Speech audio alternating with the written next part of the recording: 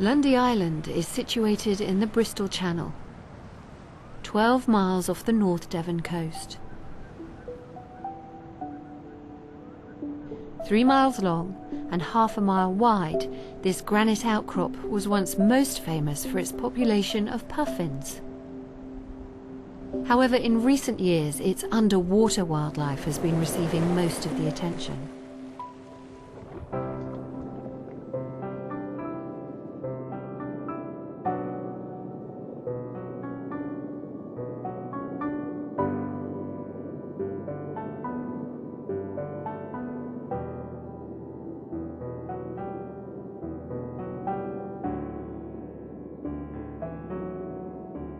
Lundy Island's clear waters are a magnet for marine wildlife. Here, warm southern currents meet cool northern tides, creating ideal conditions for a diverse and thriving marine environment. Anemones and sea fans encrust the underwater granite cliffs, whilst lobsters and conger eels hide in cracks and crevices.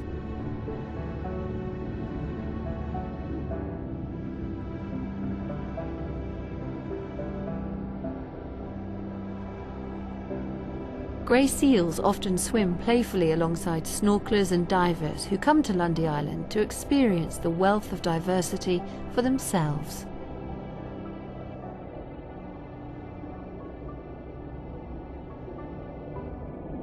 Underwater, Lundy Island is breathtaking, but perhaps the most unique aspect to its marine life is its level of protection. Lundy Island was set up as a marine nature reserve in 1986, where it was designated for its reef habitats primarily. After that, it was designated as a special area of conservation in 1994. In 2003, an area became a no-take zone, and in 2010, Lundy is now England's first marine conservation zone.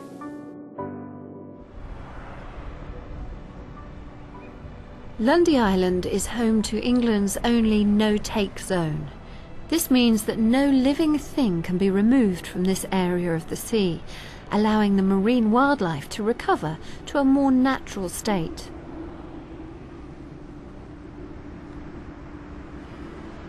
On land, we know how important it is to care for our environment. Nature reserves create breathing spaces for important wildlife. But the way in which we've looked after the wildlife in our seas has been a different story. Underwater and out of sight, human activities have damaged habitats and led to the decline of many species. The marine environment of today would be unrecognizable to people of the 19th century. They would not believe that we had been able to do to it what we have. We recently undertook a public opinion survey of the United Kingdom and asked people what they thought was protected in the sea already. And the average amount of the sea that people think is protected in any kind of marine protected area was 19%. The actual amount of fully protected seabed in England is in fact 0.002 of 1%. The 3.3 square kilometres off Lundy Island is presently the only fully protected area of seabed in England.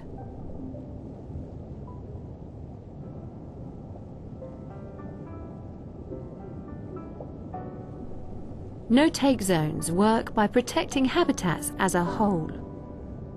Animals are given the chance to live longer and grow larger, and for many marine species, size counts.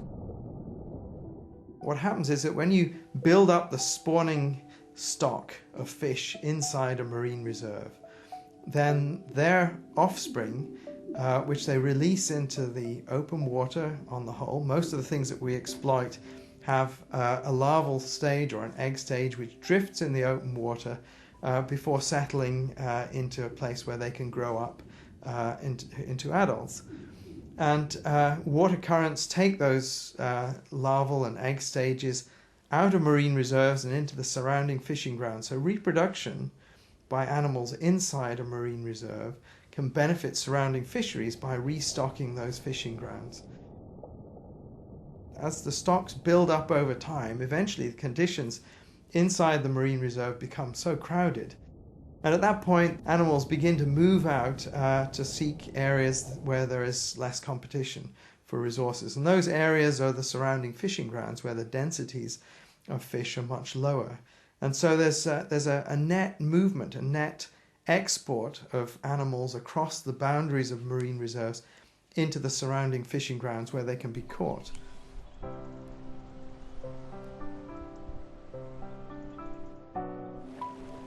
Over the past 5 years, the Lundy Marine Conservation Zone has been closely monitored.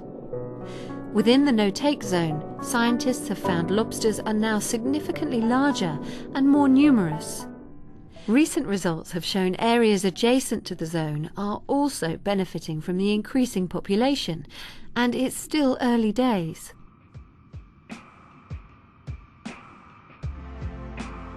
But the ocean should not be seen as a commodity we own, but as a community of which we're part.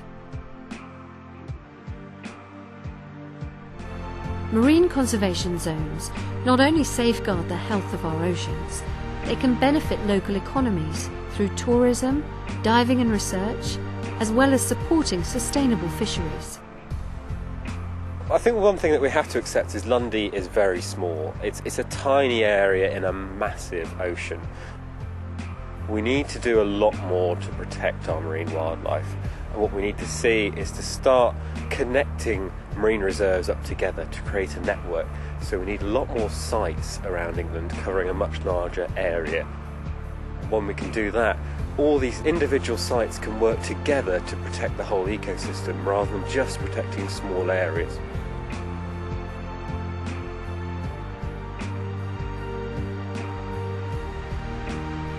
The Marine Nature Reserve at Lundy Island may be small, but it is working. Under protection, life here has been given the chance to flourish.